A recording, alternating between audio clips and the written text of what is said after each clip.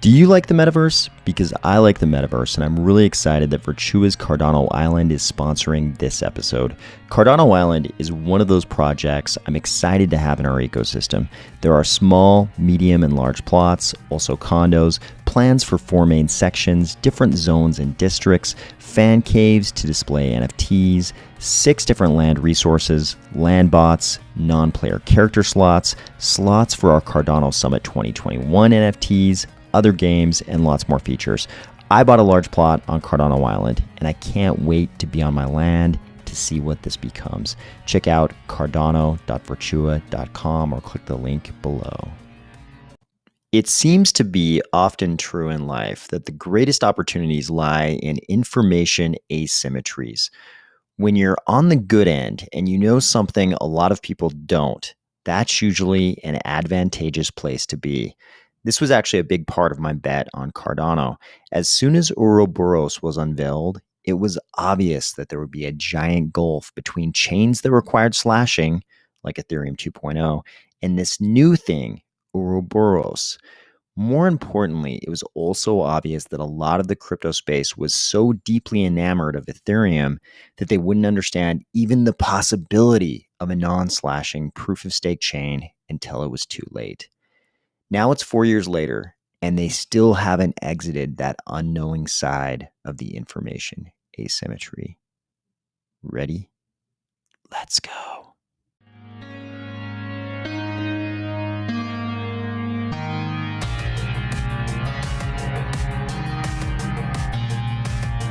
Today, we're going to take a look at an example of one person still trapped in that information asymmetry, more stark evidence of the crippling effects of slashing in Ethereum that just don't exist in Cardano, an interesting new technical goal announced by MuesliSwap, some Pavia news, and Charles and Champ Medici hanging out on the ranch. If you look at this image and think to yourself, maybe slash and burn agriculture has been undersold, it looks like it would be good exercise and it's really opened up those ocean views. Or if you're finding value in these videos each weekday, please consider delegating to the Army of Spies stake pool, ticker AOS. You probably noticed we now have a monthly sponsor. This was an important and necessary progression for the channel to become sustainable. And I want to thank Virtua for becoming the first monthly sponsor of this channel. Now let's go back in time a little bit. Let's talk about some of the very important events in the history of Cardano. There was, of course, the whiteboard video that brought a huge number of us into Cardano. That was the first piece that sort of piqued the curiosity of a lot of the people who came into Cardano during that period. The whiteboard video happened on October 26th, 2017, if I'm not mistaken. But there was another event, I think maybe more important, but which has received not quite as much fanfare. And that event happened on April 26th, 2018. Not that long after the publishing of the whiteboard video on YouTube, this post was made on Reddit, in the Ethereum subreddit, no less. The post said, "Proof of stake is solved," and it came from Charles. He said, "Of all the papers IOHK Research has written, this one is the most significant. It's a major advancement for proof of stake. Now, proof of stake has nearly identical properties to proof of work. Welcome to the age of Ouroboros Genesis." Charles's Reddit post pointed to this video, Ouroboros Genesis, a provably secure proof of stake blockchain protocol with Aggelos Kiais. This video to date only has 30,000 views. For the sake of comparison, the whiteboard video has almost 2 million views, 1.82 million views. Back in 2018, I was intrigued by this post.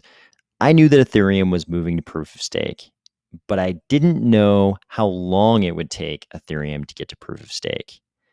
It turned out I wasn't the only one who took note of this post.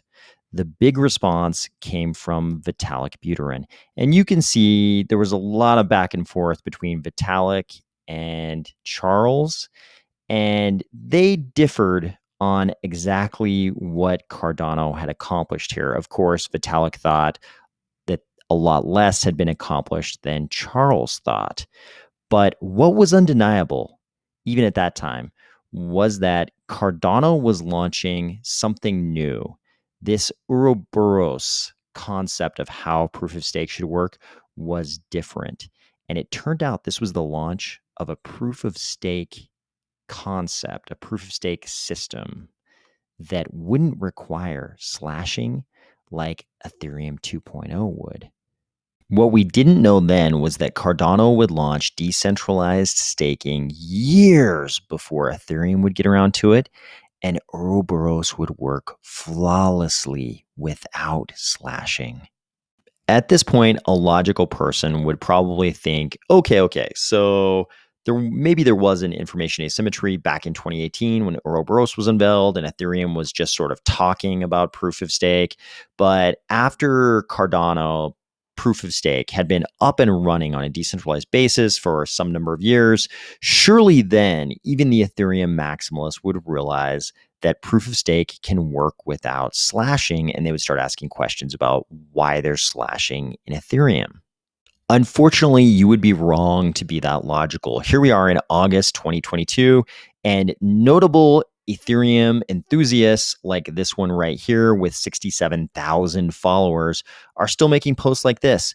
Okay, I'll bite, Cardano community. Would love to read a blog post that best summarizes the currently working innovations in Cardano. And this was in response to him getting called out by the Cardano community for basically implying, and I'm going to paraphrase, implying that Cardano was about religion and not about technology.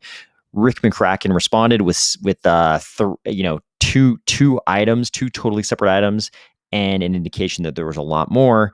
And it was weird to a lot of people in the Cardano community that the controversial thing was him saying we had completely liquid ADA while staked. The first response showing up here to Rick, in fact, is, do they give you a derivative token that is staked ADA that you can use for something else? And the reason this person is asking that question is because that's the only way it can work in Ethereum. You have to have something like Lido, which comes with a bevy of its own problems that we'll talk about in just a second. The very capable mind of Adam K. Dean was applied to explaining why there's no derivative token, but the explanation didn't quite do the trick. Here, the original poster says, if it's not a derivative token like staked ADA, how do you differentiate between staked and unstaked ADA? Again, Adam K. Dean very patiently explaining. The second poster saying, wait a second, what risk is the user taking for staking ADA? It still doesn't make sense to them. How can there be this riskless staking or comparatively extremely riskless staking? Adam K. Dean very patiently explaining. Then we have the original poster. Okay, so let me make sure I understand. When you say that the staked data is liquid, really what you mean is that there is no unbonding period. See, he's still using the terminology of a slashing system. He doesn't understand why there would be no unbonding period when you go from being locked up so they can slash it to being free and unslashable. Adam K. Dean, again, very patiently explaining. And again, the original poster. So let me summarize this as instant unbonding. He still doesn't understand. He's calling it instant unbonding, not understanding that there's not this bonding unbonding period. He says, this seems risky. The reason why other protocols have delayed unbonding is to allow slashing after the fact, in case the network requires time to provide proof of validator malfeasance. He still doesn't understand there's no slashing in Cardano, even despite all of Adam K. Dean's very patient explanations. He says, if you have instantly unbonded and only later does the network discover that the validator you delegated to misbehaved, by then it's too late because you can no longer have any ADA at risk. Am I missing something? How can ADA slash you if you delegate to a validator misbehaves, but you unbond before proof of the slashing condition can be presented to the network? And later on in this thread, multiple people seem to have come out and tried to explain to him there is no slashing. We don't have this necessity for slashing, but it's such a foreign concept. This poster is not understanding. He can't understand why these other necessary mechanisms haven't been built in to facilitate the slashing, because he doesn't understand there's no slashing in Cardano. It's inconceivable to him that proof of stake could work without slashing. This is August 2022, 4 years after that initial post by Charles. They were never able to escape this information asymmetry. Akaran put it well here. My eyes are burning. People literally believe that slashing and lockup period is something normal, a must on a blockchain. We are doomed to be ruled by banks for the rest of humanity. No matter why most of these guys, no wonder why most of these guys disrespect Cardano. They will learn eventually. I believe Akaran is correct about this. They will learn eventually, and the negative impacts of going in this direction of slashing are already rearing their ugly heads in a pretty big way in Ethereum.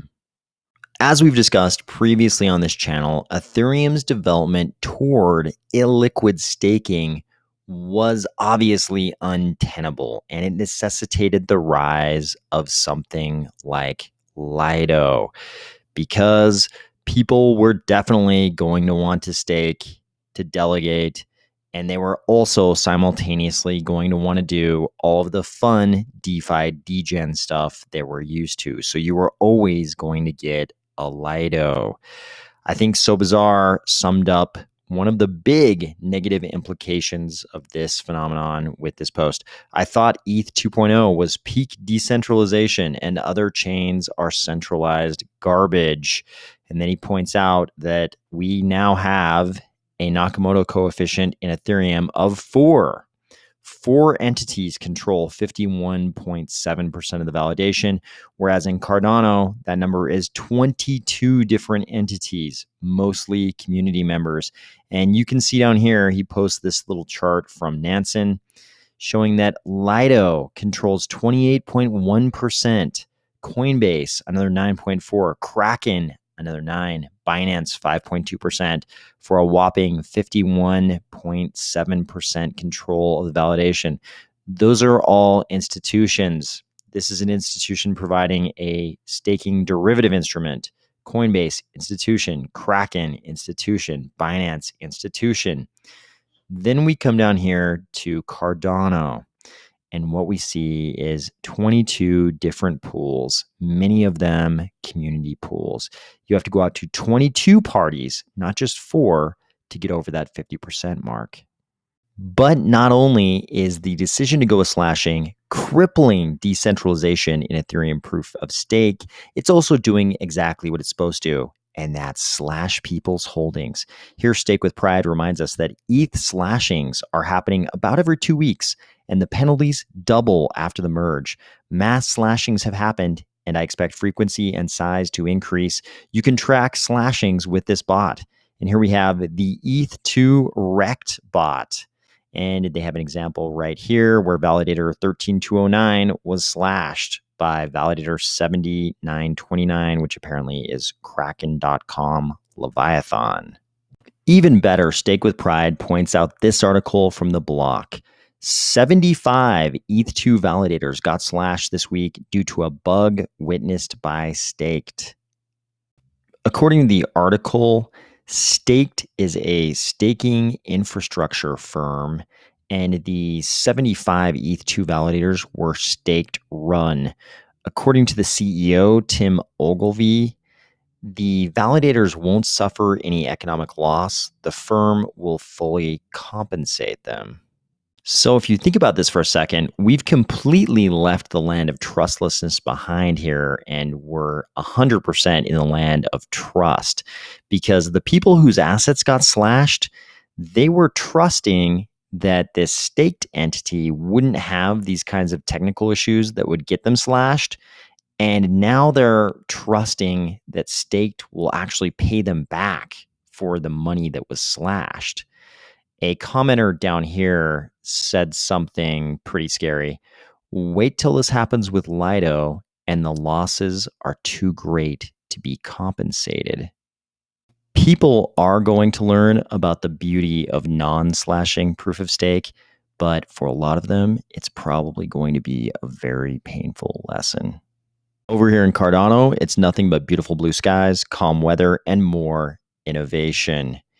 Here is a proposal in Catalyst from the team behind MusliSwap, which apparently is called OpenSwap Technologies. I didn't know that until I read this proposal. But it looks like they're going after bridgeless atomic cross chain swaps. It sounds like they're fed up with all this bridge exploit nonsense. They do not want Cardano to be exposed to the robbery forest. So they are going to try to create bridgeless atomic cross chain swaps. If you don't understand how atomic swaps work, just come down to this section in their proposal, and they have a great explanation featuring our favorite usual suspects, Alice and Bob. If you read through this paragraph, you will suddenly understand how atomic swaps work. If you're interested in Pavia, you should probably see this. They say, okay, here we go. The Pavia Ready Player Me avatar wearable merch claim will go live on Thursday, the 11th of August, 2022, and last for 14 days. To claim a piece, the cost will be just 4 ADA per item, and each Pavia Land NFT will be eligible to claim one piece of merch. And it looks like there are hoodies, t-shirts, hats, all kinds of things. Finally, one thing I can say for sure. Back in 2018, I never imagined that in 2022, I would be looking at photos of Charles Hoskinson and Champ Medici, Snoop Dogg's son, hanging out in cowboy gear on a ranch in Wyoming. I hope you had a great weekend, that you're starting in a great week, and I will talk to you tomorrow.